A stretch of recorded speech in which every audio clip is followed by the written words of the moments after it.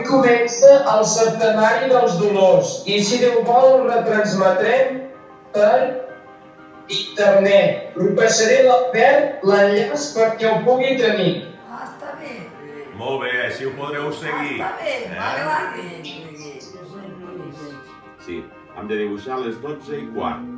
Què dibuixa? Pues l'agulla petita a les 12 i una mica més cap a la 1. I l'agulla llarga a les 3, perquè marca 1/4.